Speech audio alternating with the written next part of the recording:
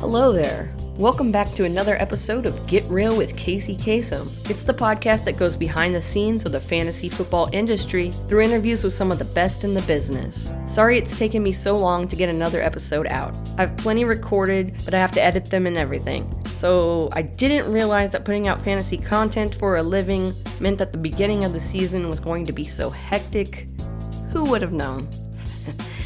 Anyway, I'm bringing you a new episode featuring Mike Faiella. You might know Mike from his work with Dynasty League Football, JWB Fantasy Football, and the Scott Fish Bowl Podathon. In this episode, Mike discussed the meaning behind his Twitter handle, playing fantasy football at the age of 8, how he started joining more leagues, his live draft experience, his work with the Scott Fish Bowl Podathon, constructive criticism, the Fantasy Football Expo, and a ton more. Follow Mike on Twitter at Daddy'sHomeFF.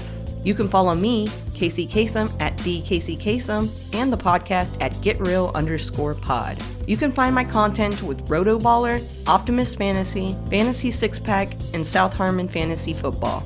I am also co-hosting the Thursday afternoon show with Nate Paulvote over at Optimist Fantasy. So make sure you tune in and subscribe to the YouTube channel. That's Optimist Fantasy. And check out SundayDreamersClub.com for some awesome fantasy football inspired t-shirts and sweatshirts. This podcast is a proud member of the DAP Network. And now, here's my conversation with Mike Faiella on Get Real with Kacey Kasem. Kicked my dog out of here. He was snoring. What else? Yeah. My sister just texted me and was like, were you sick the last episode that you dropped? Because you sounded really sick. So now I'm like very in my head about this right now. It's called being tired.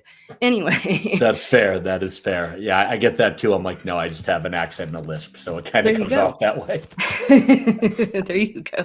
Okay, well, we're going to get started. We're going to talk to Mike right now to kind of find out more about him and his journey in the fantasy football space. But before we get started, big question on everybody's mind is, Daddy's home. What exactly does that mean?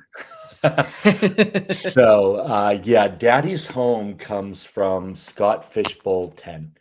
What happened was I had no idea this whole space even existed. There was a tweet from Scott Fish about Father's Day, and I had sent Scott a card that my son had made me. I didn't know Scott, but someone's like, hey, there's leagues happening. You should try to get in. So I was about the last person to get into the Scott Fish Bowl, and I got put in this league with a bunch of people I'd never met before. And Matt Kelly, the Podfather, decided to drop a trash talk video. After the draft, he talked trash about my entire draft, and I happened to be drafting right next to him and actually was playing him week 1.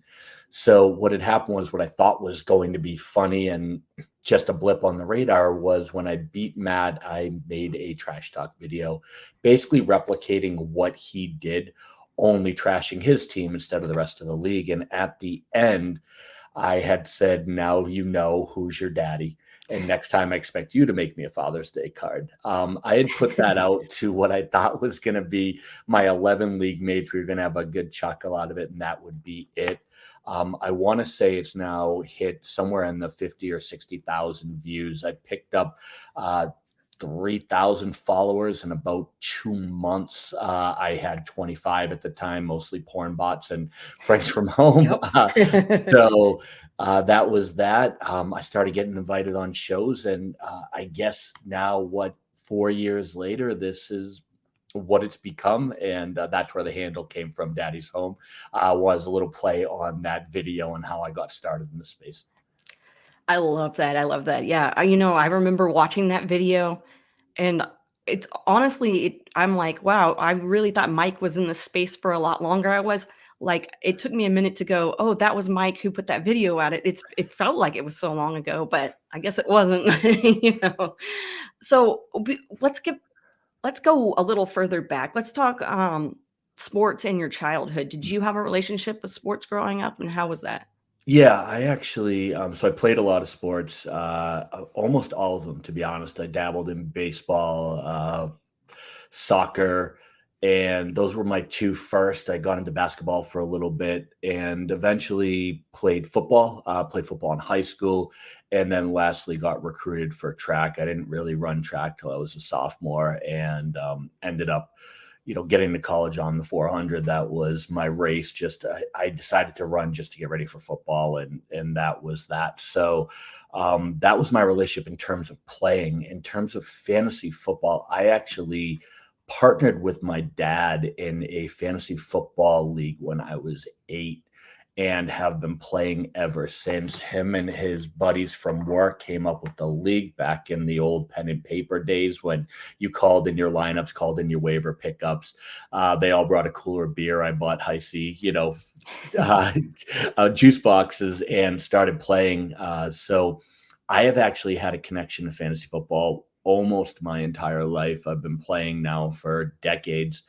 Got into Dynasty. My Dynasty league is now, I want to say, on year 19, my home Dynasty league. So it's been a journey, but it's always been something. I grew up on Boston sports. I saw, Ken Griffey play for the Red Sox. I went through the times when the Patriots weren't on TV because they couldn't sell out. So you had to find a satellite dish or a buddy with one.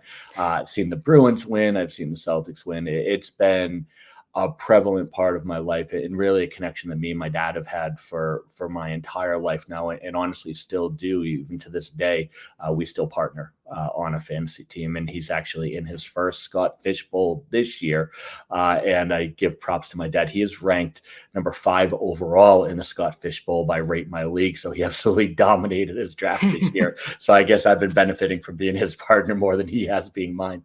There you go. Well, that's awesome to hear, though. Like 8. That's just crazy to me to think 8. I can't even imagine playing fantasy football at 8, Yeah, you're probably the person that I've talked to that started out the youngest. So that's pretty awesome to hear. So fantasy football, as you continue playing, you get in more leagues and all of that. But going back to your very first draft, do you remember like how you felt during that time? I know it was a long time ago, but how did you guys go about like getting prepared for the draft? Oh yeah, so we used to go to the bookstore, and we would get was it Cliff Charpentier's book. We'd buy all the magazines that happened to be outdated by the time you draft, but tried our best. And what we do and what we've always done, probably a little less when I first started, but still, we go with who feels strongest when we make a pick. So my dad's always been great, even at 8, when you get a little starstruck about a player. If I was like, no, I really want this guy, and he wasn't, one way or the other about it, you go with the person who feels stronger. So we go through rankings together. We, try to prep for the draft, but when you're in the draft, we all know rankings go a little bit out the window, and you start drafting on vibes a little bit, at least the good players do. We normally circle like 3 or 4 players, have a little, like, if we're in a live draft, almost an argument with our eyes where someone will circle a player once and the other person will circle them as bold as they can 75 times, saying this is the guy, and let them have it. It will come with a little "I told you so" if it doesn't work out. But we've had really what's been a great partnership. But it felt, the first time that I did it, I felt definitely overwhelmed. By the time I got to like the 5th round, especially at that age, I started looking at the names going, maybe this one, maybe that one. I definitely leaned more home team because that was my familiarity. So I was drafting a lot of Patriots and New York Giants because around here, when the Patriots were blacked out, the Giants were the team on TV. So the Phil Simms days and things like that. So I had drafted a lot more hometown players and a lot of big names. So, trying to get Jerry Rice on every team I could because he was my favorite player growing up. So that was really the vibe to it. I think probably by the time I got to 12 or 13, that's when I started dabbling into looking at stats, like understanding trends. I think I was just there for the fun of being in the room. But as I got a little older, that's when the trends started coming, and when I started actually discovering what strategies might turn out and reading the draft board. But yeah, I was a deer in the headlights just throwing out names my first draft. So how did you start playing in more fantasy leagues? You got that taste of it. How did you start joining more? So really, I think probably I played just in that league up until college. So that was, almost 10 years of exclusively one league, and then just started talking to people, kicking around the dorm rooms. And actually my home league started from going to visit my buddy and they were short a guy the weekend that I was there, and we all kind of came together and decided to put together a league, and that was that. But yeah, it was I do more invite way to get invited than anything else. So I just talk to people, tell them I'm interested, and see where I get pulled in. And then what'll happen is almost organically, like people will spin off of those leagues. Like you'll start with one type of league, and maybe 4 or 5 people from the league want to try something else. Oh, why don't we try a dynasty league? Or wouldn't it be wild to do super flex, which, as you know, was not normal at the time. It's become more of a standard now. But so that's normally how it happened. And I think prior to getting into the space, I was carrying maybe 4 leagues, 5 leagues at a time. Nothing too overwhelming. I do like to stay active as a player, so I try not to go too crazy with them. But that was usually, I think, every one you can trace a thread back to the original leagues. Like, you can go back and say, oh, my new dynasty league that I have was a spinoff of that old redraft league from when I was a kid. And there's still 5 people that played in that league back in the 90s. And now my newest dynasty leagues have been a spinoff of some of my home leagues. Everything outside the industry, I can kind of trace back to either that home league that I started when I was 8 or that dorm room that I was hanging out with when I was in college. That's cool. I love to hear that. And you brought up Dynasty. So what exactly was that journey like, diving into Dynasty? How did that come about for you? Yeah, so that actually came from the college league. It was a hot mess at first. I had no clue what I was doing. So I drafted one of the worst redraft teams that you'd ever see. I started off, I think, Rudy Johnson and Marion Barber. Like, I'm going to go bully running back because that's what you thought. We were playing 100 yards is 6 points, 99 yards is 0. Like, our scoring was a mess. We wanted to do IDP, and we had the weakest IDP you'll ever see, where the top defensive guy, you were lucky if they scored 3.5 points. So you could always find them on the waiver wire. It was nothing short of experimentation and just messy at first. And it really evolved from there. You started seeing people developing, strategies and developing personas that, when you're playing with someone that long, you can really start to judge where they're going to go. And it still exists today. 10 team, 1 quarterback, 3 IDP players. We still play kickers. We have no shame in being as basic as you can get of a league, but it's a fun way to get together. And honestly, for the people who play in that league that didn't want to branch out into some of those more unique leagues, there's something comforting about being able to watch the games and do the scoring in your head in a way where you kind of get a sense for how you're doing. So what we never wanted to do was get overly complex at the expense of some of the other players. So we've kept that one pretty basic. But yeah, I was a mess. The only thing that saved me, Casey, was, and this will tell you how long the league's been going on, my first rookie pick had the largest ROI of any rookie pick I've ever had. My first ever rookie pick was Frank Gore, and that man played forever. Yes. So of all the picks I've ever made, I will never get an ROI on a player like I got on my first player, because Frank Gore just paid dividends for years and years, and I love that man to death for that reason. Yes, I think I love him so much for fantasy purposes as well. And you and I probably drafted him, like, yours was way before I drafted him, but yeah, that man stayed around the league forever. Oh, I love him. So have you found yourself, I know Frank Gore is one of those, but have you found yourself liking certain players more because you got into fantasy football, or are you one of those guys that doesn't really pick favorite players, or how does that go for you? I try my best not to pick favorite players. I'm probably more on the opposite end of the spectrum, where I will write off guys who I have bad beats because of. Aaron Rodgers, I think, knows I'm never drafting that man in any league as far as I can go after what he did in the Bills in the playoffs. Right before fantasy playoffs, just an absolute mess of a game. I needed like 6 points from my number 1 QB, and he got like 4. Still mad about that 12 years later.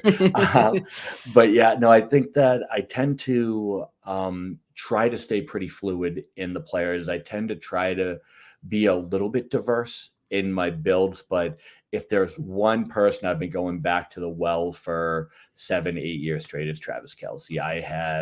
I got in on Kelce early when people thought the wheels were going to, come off. I was buying more at, age 30. And so I think my biggest exposure player is Travis Kelce. And it is just because of this idea of the 28-year-old tight end cliff I was able to pick him up so cheap that I think that's the biggest exposure I have. And honestly, he's probably just going to retire on a lot of those teams because the payout's just been so good. I haven't really been, compelled to move off of him at this point. No, I feel that. On my Dynasty leagues. Yep. So you were talking about being in leagues with your friends. So have you done live drafts with your friends or just in general? And how has that experience been for you? I love live drafts. So for me, I space my leagues into two kind of categories. One is for enjoyment and one that I'm trying to win. And I can tell you that live drafts, I am worse at live drafts than I am on the computer. I'm better having a little bit of a clock, having time to think, because I do get sucked into the trash talk and the sniping game when I get into live drafts. Coupe Fiasco, Andrew Cooper knows that. I love a good snipe, but I love live drafts and have been doing them for so long that they just became a staple. I mean, we would do a whole day around at a barbecue, pool party. Eventually, when people were, feeling full and the sun was starting to go down, we'd just put up a draft board similar to one you have behind you with some stickers, go up there, have some fun with it. But yeah, there's something about the trash talk of a live draft, the kind of going back and forth, the fun of it. If you have the right group of people that aren't taking it too seriously, it's a lot of fun. And then afterwards, you really can glean a lot of information about how the year is going to go by talking to people about their draft right when it ends. You'll get a sense for trade targets. You'll get a sense for really people who are overvaluing their team and perhaps a player that you might want to trade for their draft picks. But that after talk is just full of nuggets of information that you don't get on an online draft. So I'm actually a better player, I think, after a live draft, but I am a much better drafter online when I'm not sucked into the whole enjoyment of a live draft, because I do probably enjoy it more than most people like that.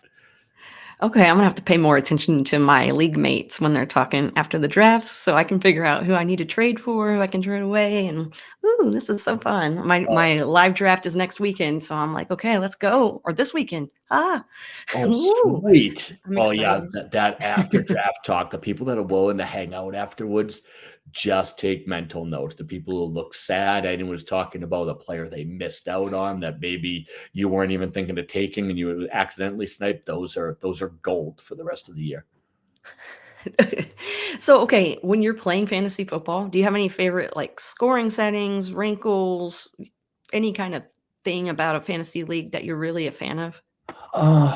I go back and forth. I really I've been playing a lot of Ryan McDowell's leagues recently, and the two that stick out are his kitchen sink leagues, where you have a little bit of Debbie, you have a contract situation. And what I like about those is that they really do spur action and trades when you can only have a certain amount of contract years, when you have expiring contracts. So I like anything that spurs action. I am a big trader. I like talking trades. I like being involved with trades.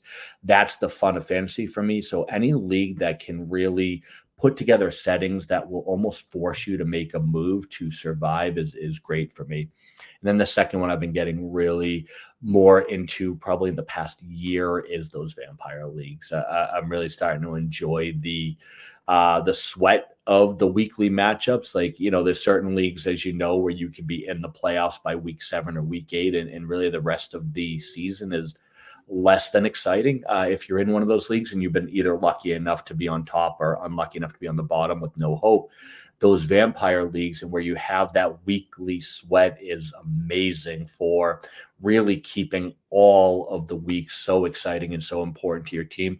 So that's the two things that I want. I want action and I want excitement, and those league settings really hit well for me.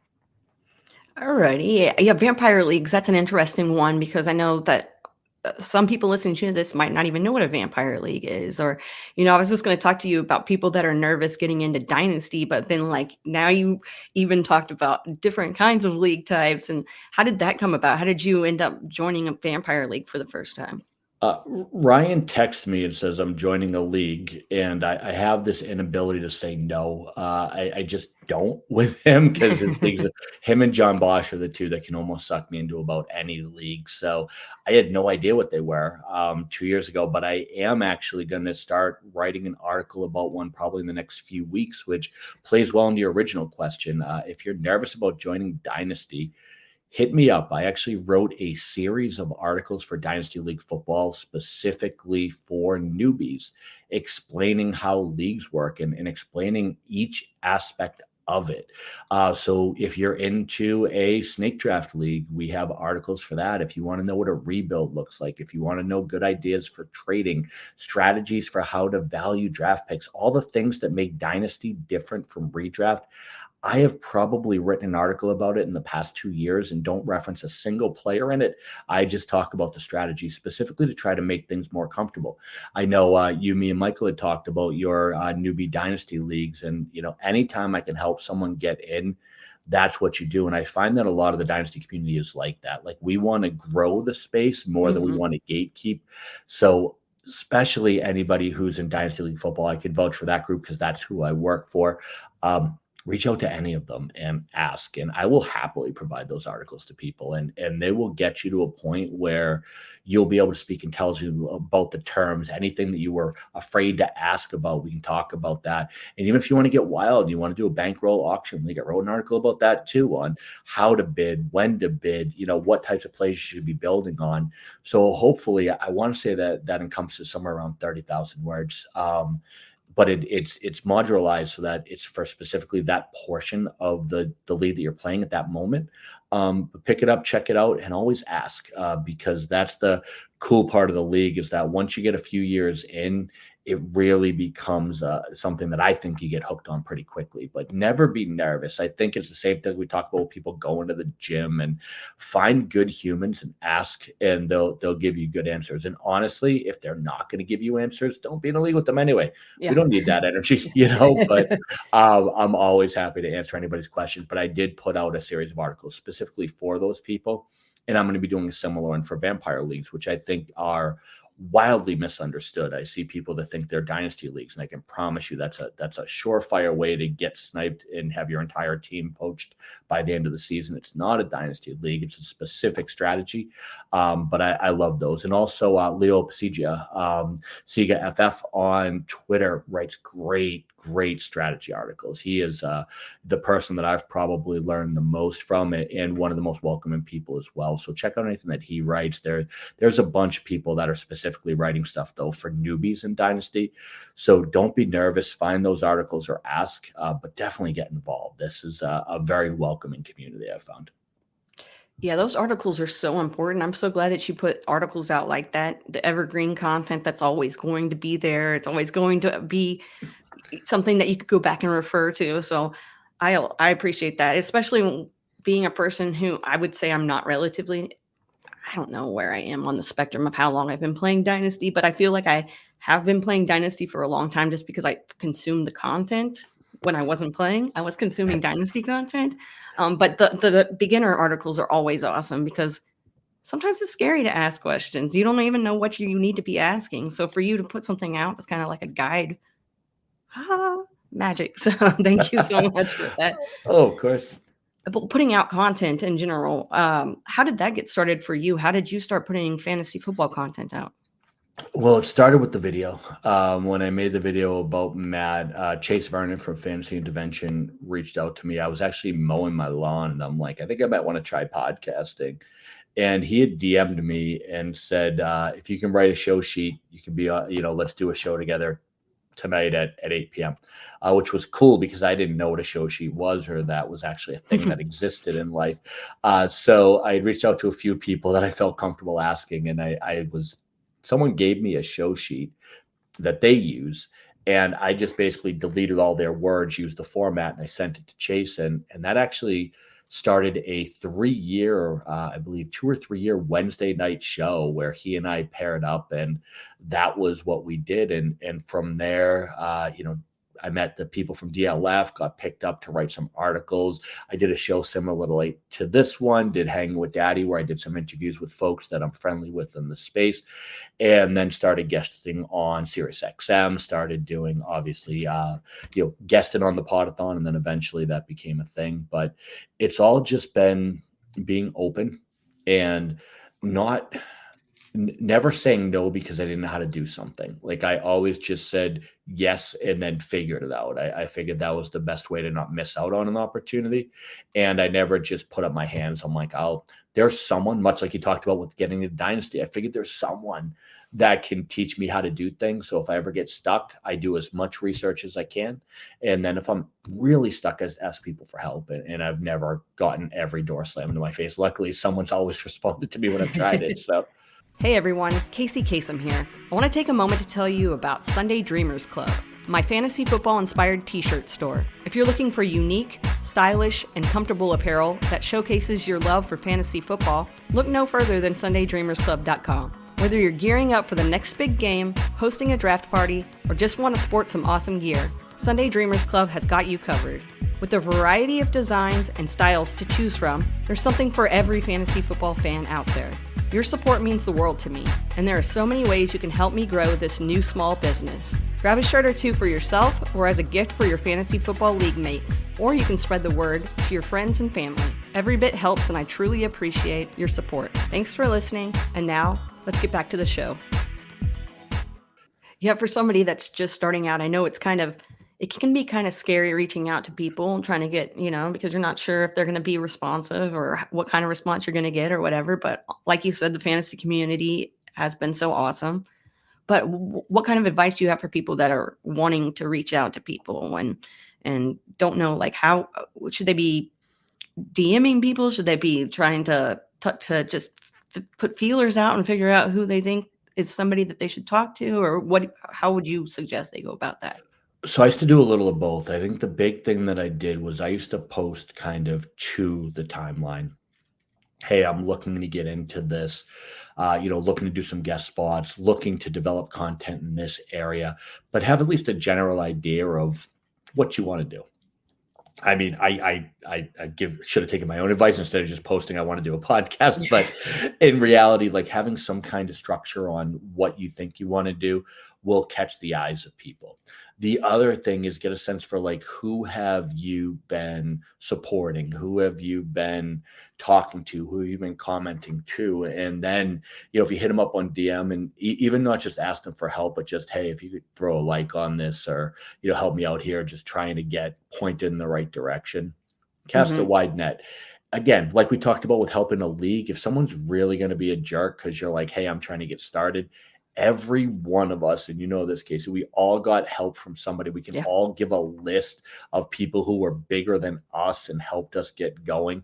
And I hope, I say hope because I can't guarantee this, but I hope that everybody wants to, in some way, shape, or form, pay that forward or help out people who are good humans and want to get into the space. The more good people we have, the better off we are. The more diversity of thought we have, the better players we're going to be. So I don't personally see it as a competition. I've never looked at it that way. I've always looked at it as just whatever. If you want to be cool and write about football, go for it. And if I can help you, let me know. And I've tried to do as much of that as I can, like a lot of intros at the expo, a lot of reaching out on DMs. Hey, I have this, this good person. And then with the Podathon, trying to get a lot of people on that maybe haven't had that experience before.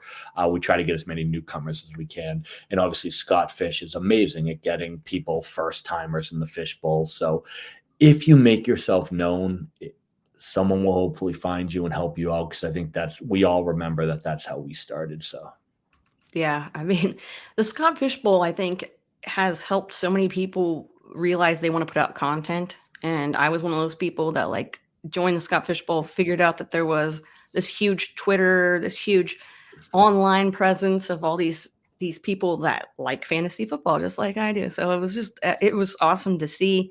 We'll talk more about the Podathon and Scott Fish Bowl. So yay, everybody's excited about that. But before we do, how do you go into, like, preparing to podcast on somebody else's show versus your own? Is it different for you, or do you have nerves? How does it go when you have to be on someone else's show? Oh, it's different. And it really depends on the medium and the host on what we're going to do. So the big thing is I always try to get a vibe for what are they looking for. Um, in a lot of cases, I'll go over, just like I did for this show, previous episodes. Like, what's the vibe? What's the flow? So I can make sure that I hit it.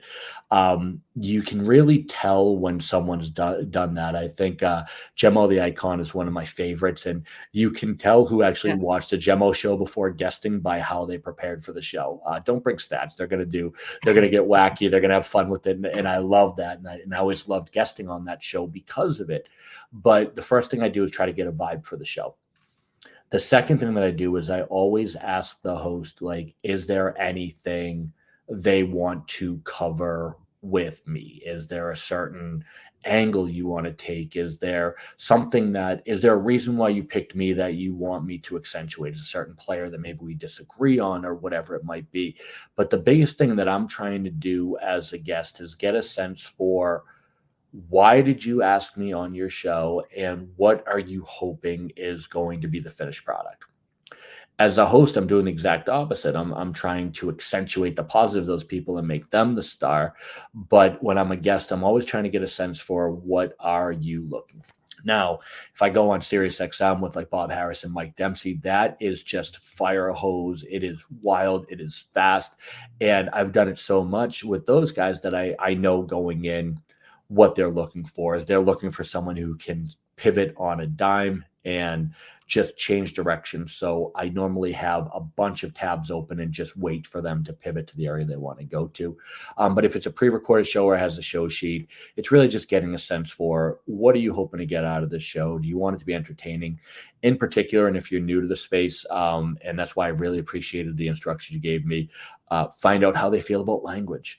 The last thing you want is to put together a great show and have someone not want to bring you on because you cuss, and they don't have that type of show. And that's their prerogative as the people who created the show. But getting a sense for, is that cool or is it not cool? Super important, because you could put together every bit of content that's perfect and have the host put off because you broke a rule that you didn't know existed. They should tell you ahead of time. Like I said, I appreciate hosts like you that put that together. But if they don't ask, and that's what I try to do when I guest on a show, is really try to figure out, what do y'all want?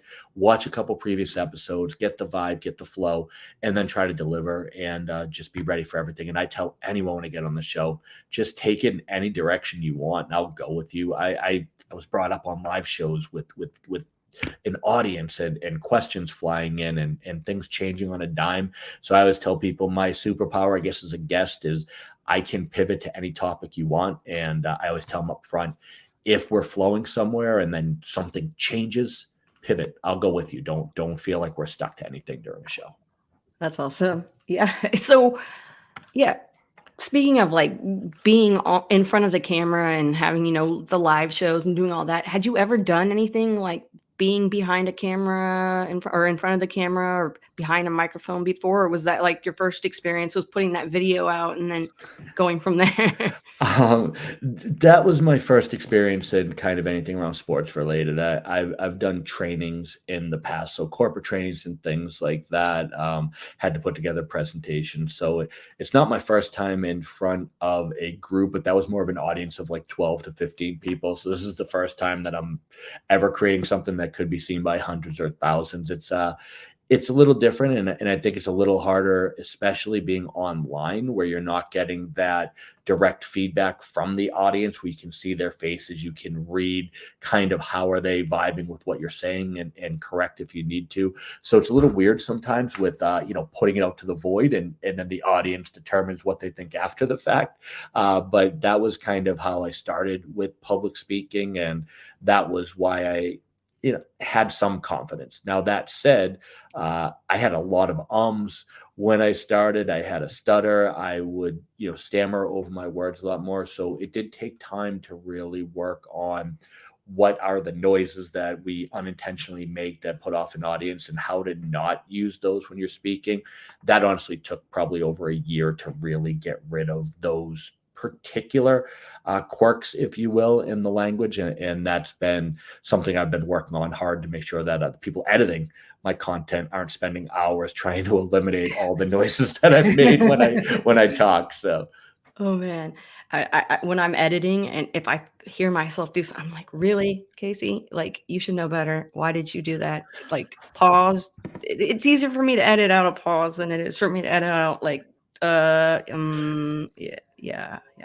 Exactly. And I tend to ramble a lot, so my questions, I'll be listening back, and I'm like, what was I even trying to get at? So I appreciate people like you who understand what I'm saying, even if I'm not as clear as I should be. So, but yeah, being clear, writing like when you're writing articles, you need to make sure that your audience understands what you're doing, how you're coming from it, and everything. How do you make sure that you are coming off a certain way to your audience that they understand what you're putting out? So there's a few things that I do when I come up with an article concept. The first thing that I come up with is my preferred or hopeful outcome. Like, what am I trying to do? So I don't tend to spend time trying to change people's minds. I try to inform them. So I'm trying to think of what knowledge gap am I trying to close. The second thing that I'll do, and I'm a train commuter, which has been really beneficial to creating content, is on the train, on like just even a notes app on the iPhone, I'll put together a rough sketch outline. Like, I would like to intro with this type of information. I want to make sure I cover this, cover this, cover this. It's going to be very shorthand, but it's a good idea for me to write down kind of the initial skeleton of the content that I'm creating. Then when I'm in front of a computer, usually, 10 hours later, like, let that marinate for a bit, make little edits as things pop into my head.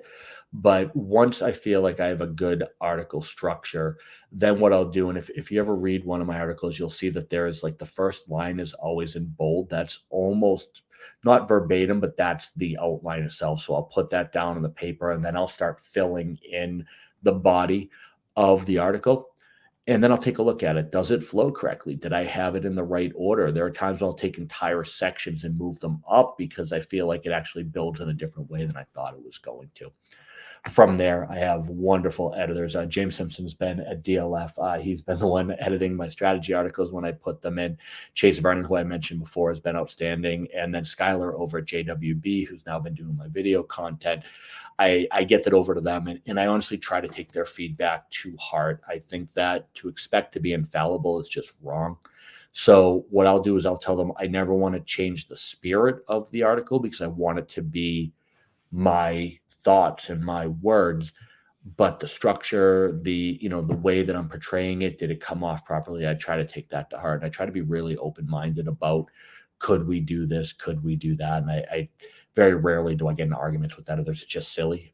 They have a tough job. So I try to just kind of let me get on paper for you as close to you want it in the format that's best for you in my words, and then let you turn it into what's consumable. And I try to, as I just said, I don't say, I just dropped an but I try to make sure that I am constantly thinking of the fact that this is not for me. This is for people to consume. So other people's opinions should be valued as much, if not more, than my own. Yeah, I had a conversation with somebody a few days ago. They were talking about having an editor and getting feedback on their articles. And I know some people take criticism, constructive criticism, maybe, a little, I do it all the time. You have a chip on your shoulder, somebody calls something out that you did, and that like, oh yeah, I spelled that guy's name wrong, right? And we're all human, right? But when you're putting out content, have you gotten any feedback back from an editor where you're like, oh man, like, this is great to know, this is great to have, and something, because I get it all the time where I'm like, oh, I didn't know I was doing that wrong, but now I know. So Chase for me was the best. He made me, well, I shouldn't say made, that's a strong term, but he asked me to re-listen to our show, take a pen and paper and count the amount of times I said, That was his feedback to me. He had pinged me and said, Mike, it is going to take me 19 hours to edit these. He showed me what it looked like and how the bar picked up on when I hit that sound and told me to count it. And that has taken that out of my repertoire because I literally, with every show now, count the ums. It's feedback that I got. It was painful, Casey. I realized how bad I sounded because I was like, and this that it was a constant flow. It wasn't that it popped up when I was stuck. It popped up almost as a period in every sentence that I was saying. And that was the best feedback I got. Did it embarrass me a little bit? Did it make me feel like a rookie? Yeah, but I was. And I also knew I was getting it from someone who had my best interest at heart Right. and someone who wanted me to be good and someone that I had a very good established relationship with. So it's not someone coming out of nowhere just saying you suck. It was someone coming out saying, if you want to be better, this is how to do it. And I think in any area of life or any aspect of life, when you look at people that are successful in an area that you are just getting started in, listen, ask questions if they're willing to give Mm-hmm. their time. But with anything, whether it's a tweet I write, anything that I do, if someone asks me for advice and I give them said advice and they argue with me, I am not going to argue back with you. I'm going to say, okay, homie, you do you, and I'm going to end it there because it's not my job to convince you that you are right or wrong. If you ask me a question, I will answer it. If that answer doesn't help you or you don't feel like using it, cool, don't.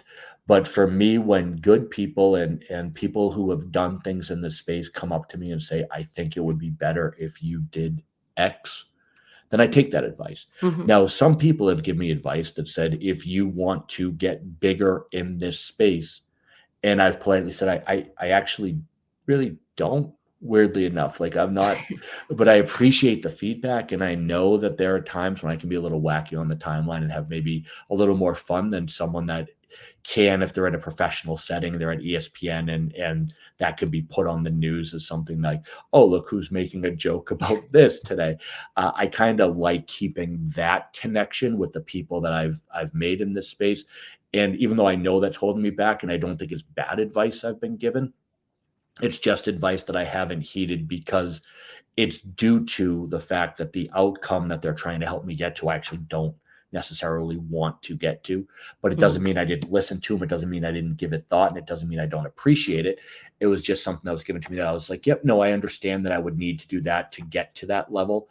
I don't necessarily want to get that level, but thank you so much for looking out to me. That was really sweet of you to reach out. And that's that. And that's kind of how I try to take advice, one piece at a time. That's awesome. Yeah.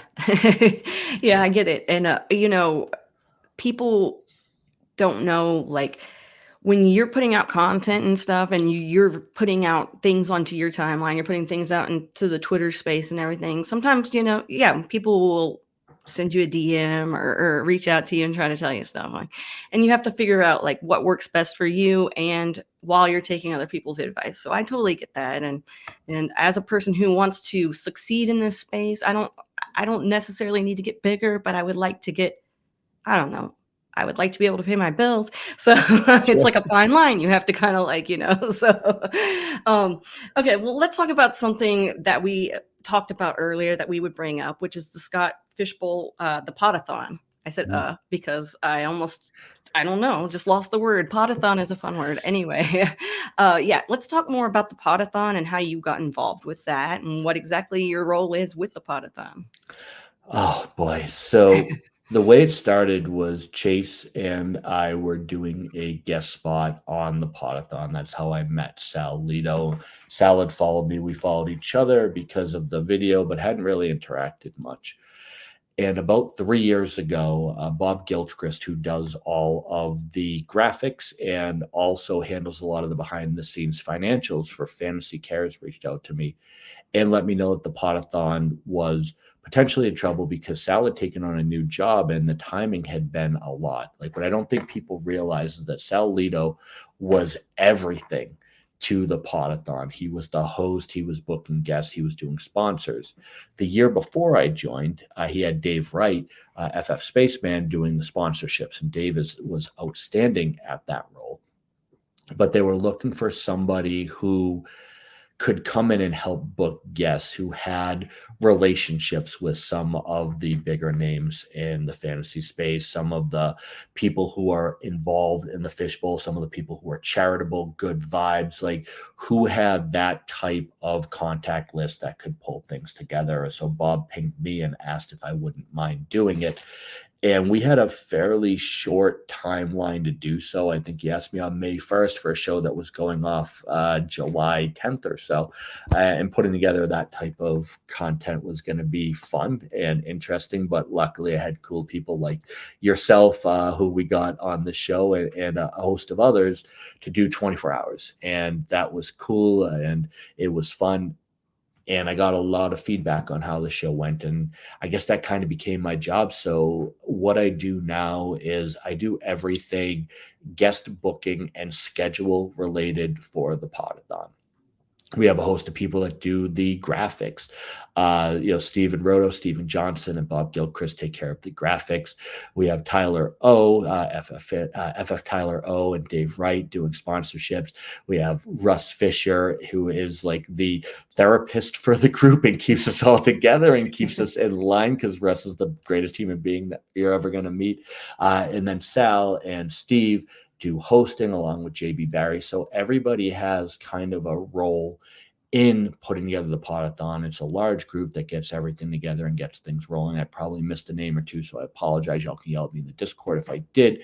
However, my job is to book the schedule, and now we are doing 36 hours. So I do a series of reach outs, and I believe I booked 141 guests for this last Podathon, which is, I believe, a new record for at least the SFB Podathon, and certainly for me. And how do you reach out to all those guests? What is your the flow of that? The flow is always fun. So I have 3 rounds of reach outs. Number 1 is the personalized reach outs that we do to people who are probably not going to see things on my timeline, and people who have been doing the Podathon for a while. So the Matthew Berrys of the world, Bob Harris, Mike Clay. We have a series of people that I reach out to, Matt Harmon, Mike Wright, that you see on the show year after year that I do reach outs to.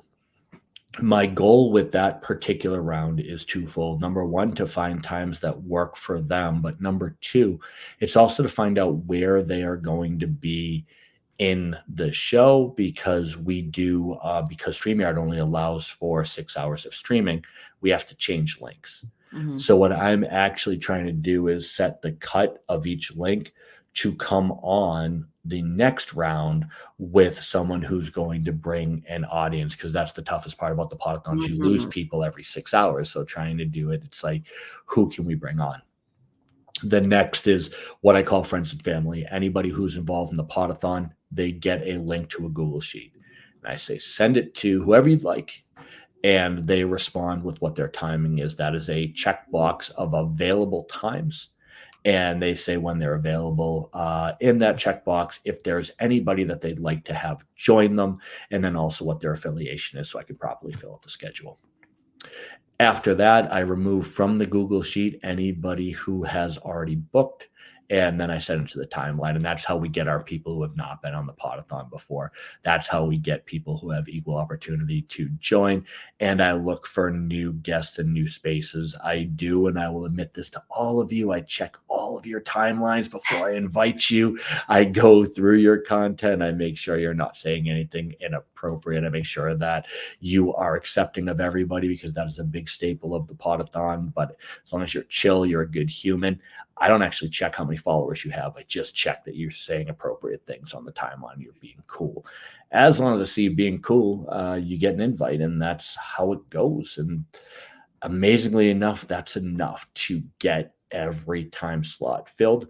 And then what I do is I have a really good group of unbelievable humans in the Podathon that have given me their phone number, their direct email, whatever I need. And that's how we fill in when life happens. You're doing a live event and things are going to happen.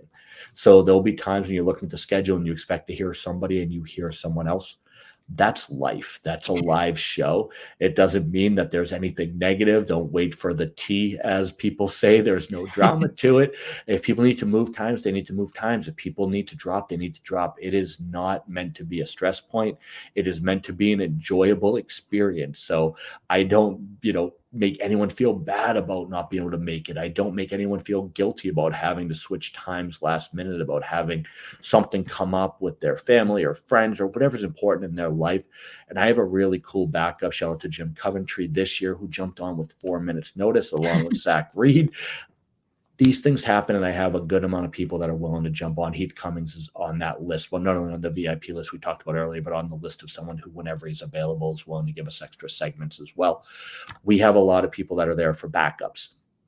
If no one's there, I will just get on and make fun of Sal Lito until someone jumps on. And that's how we fill some dead air. So Buddy Sal right there. All right. So how much sleep do you get during this time period? Are you one of those guys that's always up, or do you get a little bit of sleep in there every now and then? I think this year I got maybe 4.5 hours. I think the year before, probably I didn't sleep more than 45 straight minutes. I was always checking to make sure the guests jumped on, that we didn't have dead air. This year I felt pretty comfortable. We had a lot of repeat guests in the overnight shift, which is always my stress point. So I think I went to bed around 10, woke up around 2 just to make sure that things were still moving the way they were supposed to, and then got back on with Crystal Score, which I think was at 6 a.m. So I think I did kind of shifts of sleeping, but got a lot more than the year before, and I'm hoping even next year will be even better, because the group keeps getting better and stronger at being able to ensure they know what they're doing. In the first year I did it, I made the mistake of having everyone DM me. I now have all of the hosts on the DMs. As you know, you see me adding people. That way I know someone that's awake has a direct line to the guest and be able to connect with them if they need it. And scheduling that overnight period, I know, is that your hardest time slot? Or is there amazingly, no. It No. should be. It should be. But when we talk about how cool people are, the amount of people, shout out the Undroppables, first of all, Chuck and team, are always pinging me saying, Mike, we're on the West Coast and we know those times are the worst. We get the Aussie guys. We get people from Europe all the time. We get Africa Fantasy Football coming on. So we have people from all over the world that are willing to do those shifts. I mentioned Crystal, who's in Italy. Chris is coming on at an earlier shift for us. We have the guys from 5 Yard Rush in England. So what's really cool about being a global community now and having those connections is there are always people that understand that these times have to be filled to be able to do a contiguous slot like that. And the amount of people that reach out early to me and say we're willing to do those spots has been phenomenal. Very rarely am I chasing people to take those spots. You'd be amazed at how quickly people volunteer to try to make life easy, which I super appreciate. That's awesome. Yeah, this community is so great, and it blows my mind how many continents. I mean, just how many countries there's fantasy football in, and it's great to see. And yeah, that is awesome that they can, like you got Australia and you got Africa, and they're able to come on, and we're able to converse with somebody that maybe we're not used to conversing with. I really like the whole aspect of the community. God, we love the community. And speaking of the community, the expo just happened, and the Fantasy Football Expo is always a blast, always a great time out there. And I know that you've had the pleasure of attending. What has your experience been like with the Fantasy Football Expo? It's wild. I remember the first year, I think it was 3 years ago, was my first expo, and I showed up really nervous. I actually talked Troy King into staying off properties just in case. Like, what if nobody talks to me? What are we going to do? How's this going to go? And it is wild how quickly you can feel comfortable in a space like that. Bob Lung's done a great job putting it together. And I remember showing up to Jersey's first time and being like, who are we going to talk to? Like, who's going to want to talk to us? I was lucky enough to catch up with Lawrence Jackson before we actually went over to the expo, got to meet him. That was the first time we had met face to face. LQ Laquan. So I had a group going over before anything had even started. So I felt a little more comfortable being like, okay, at least I have a few people that I talk to. And obviously Linda is always by my side. She's been there day one. And we all went over together, which was great. between us, and especially Troy, who's the social butterfly of the group, did a lot of intros. And I'd say by like Friday night, like everybody was just a friend at that point. Saturday, it's like you see people at breakfast that you've just met the night before, and you'd think you were best friends and traveled together. And it's really come together amazingly well. And then the second year, I took it upon myself. There were some people from groups that I'm a part of that hadn't gone to Expo, or that had left and had wanted to meet folks. And so I took it upon myself to kind of make connections to, people who wanted to meet Denny, just walk them over, or Andy Behrens, who are just such wonderful people and so welcoming. I'm like, you're going to want to meet this person. Joe Bryant, I think I've introduced like 75 people to, and Joe's always so cordial and wonderful at the time. Ryan and Scott, it's wonderful to see. And I've also found my people where when my social battery drains, which it will, every expo, if you catch me at a time where I look tired, it's never you, it's me. I'm done. I just need to breathe for a few minutes. I've also found my people that are willing to kind of, hey, can I just go for a walk for 10 minutes and catch my breath and kind of decompress? Because I have to process conversations afterwards before I can calm down or go to sleep. So if I've had a conversation with you, I promise you I've replayed it in my head and have felt embarrassed about something I said, even if you didn't even notice it was said, because I just do that. I'm a very tough critic on myself. So processing all those conversations takes time and brain power. So it's also good to have people that have those types of anxieties and have those types of social quirks, that understand that when I say my social battery's drained, no one even says a word or says, oh, just spend 10 more minutes. They're like, no, go, we'll cover for you. It's been great. And this year was lighter in crowd. I found there were less people, which at first I thought was a negative, but then it started really, I got to spend more time with the group of people rather than anything else. It was great. I got to hang with all y'all at the Queen's Classic, stand outside before we had the draft, got to go and spend time with folks that I hadn't spent a ton of time with, like Florio and Marcus Grant, and we were able to go watch basketball for a while and shoot pool with Coop and LQ. So it was good to catch those guys. They're on the West Coast. I don't see them all the time, so being able to hang there was wonderful. So I got to spend a little more meaningful time with the smaller group, which was really nice. Obviously missed people like Andy and Denny not being there. That was a bummer, but I was DMing them during the time, making sure they know they were missed and thought of.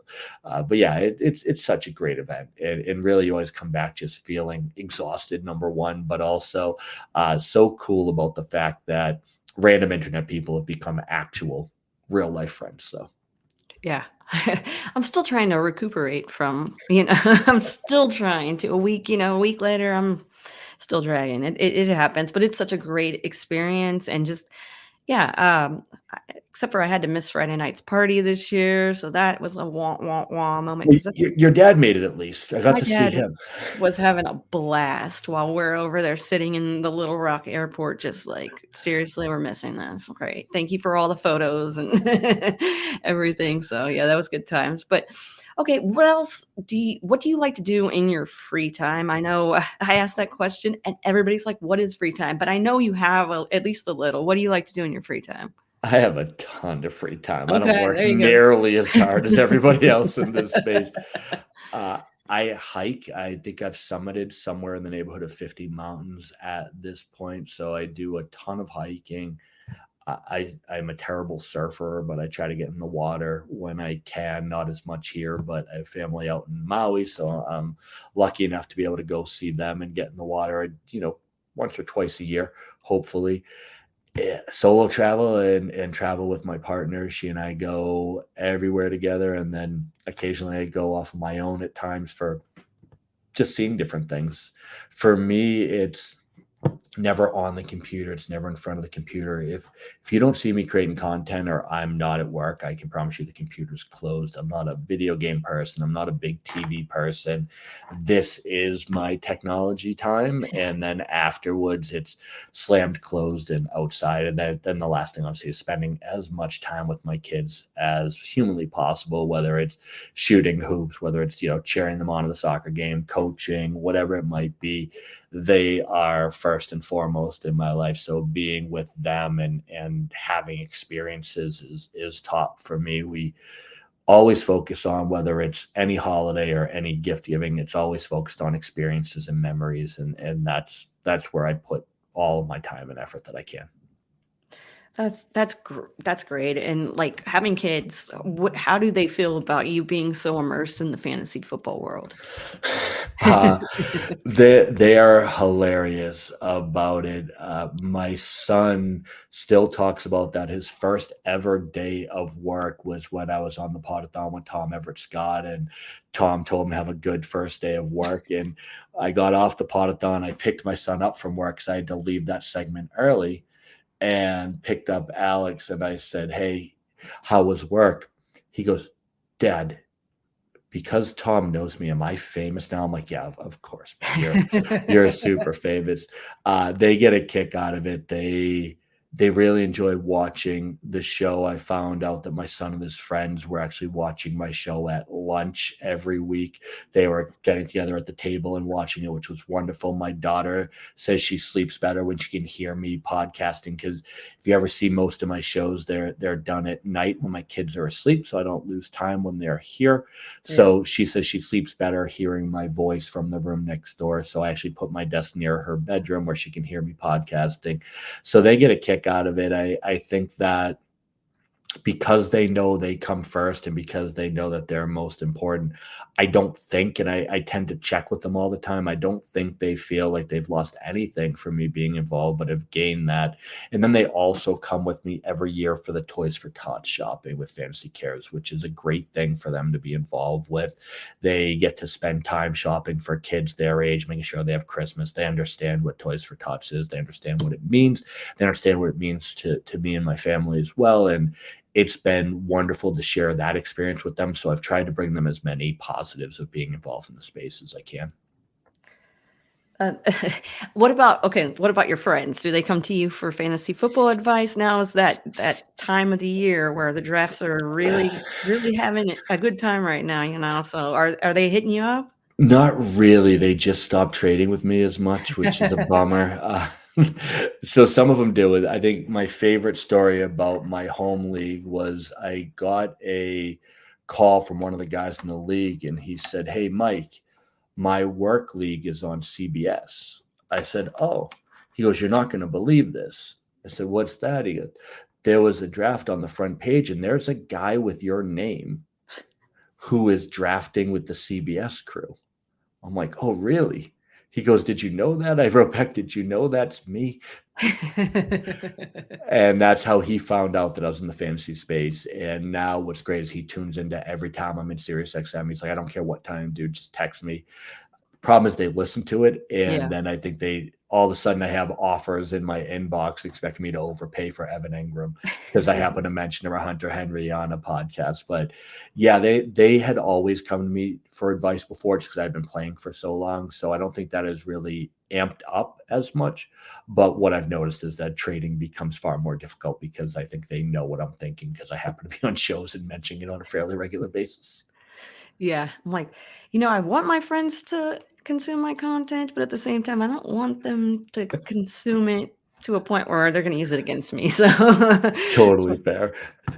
totally feel that. And yeah, but it's great to have like a supportive family, having that kind of relationship with your partner where I'm sure your schedule's a little crazy when it comes to podcasting at night and doing all of that. So yeah, how has like your relationship and just like family in general played a part in your journey in this space? Well, they're great. I mean, they're so supportive. My dad, I feel like, is constantly showing people my stuff and talking about it and the pride that he feels. My mom seeing me in a magazine. I think she kind of freaked out. So thanks to Bob Harris for putting me in a magazine. So I got to show them actual, like, something consumable.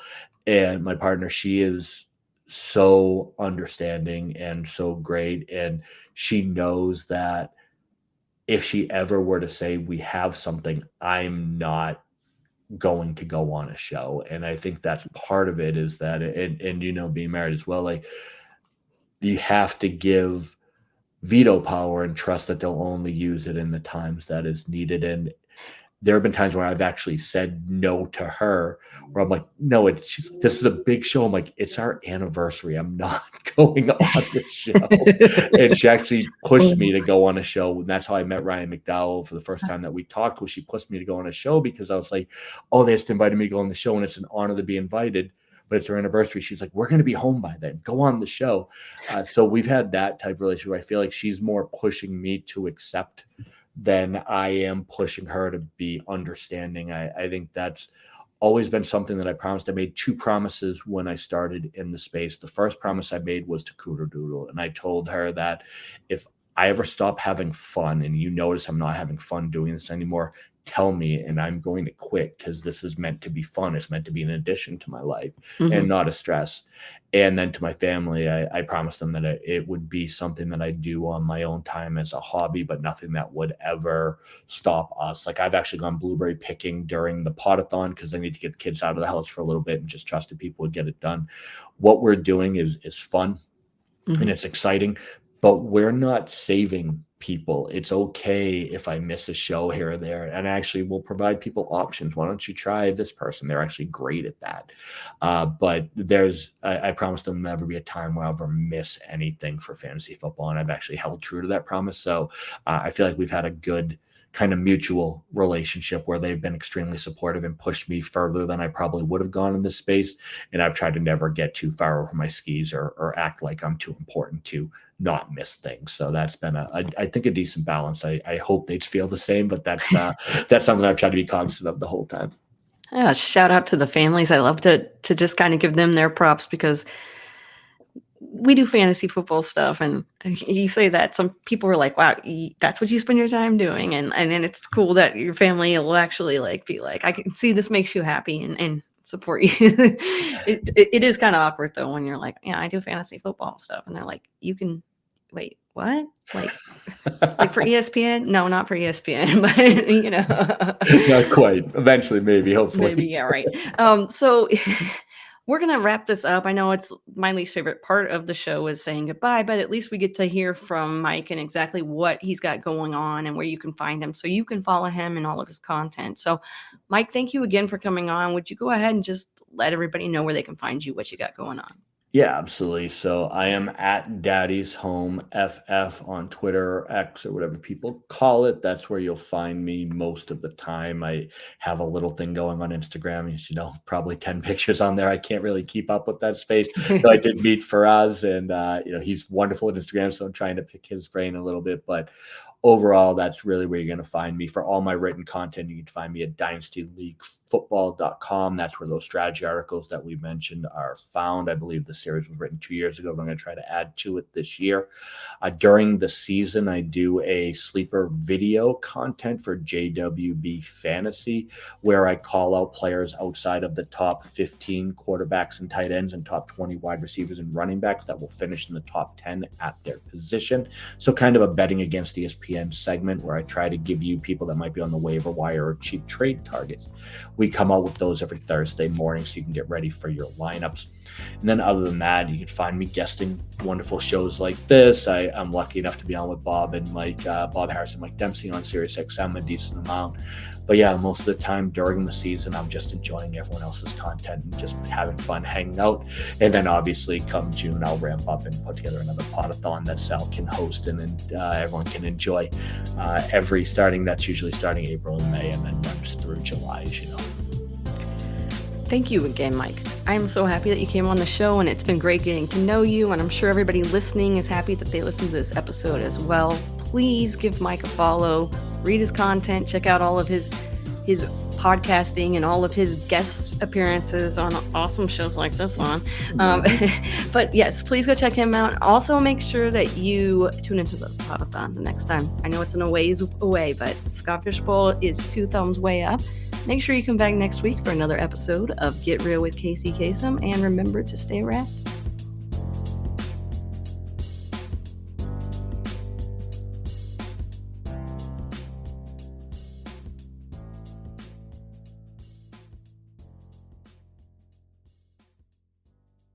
Get real. Time to get real, everybody.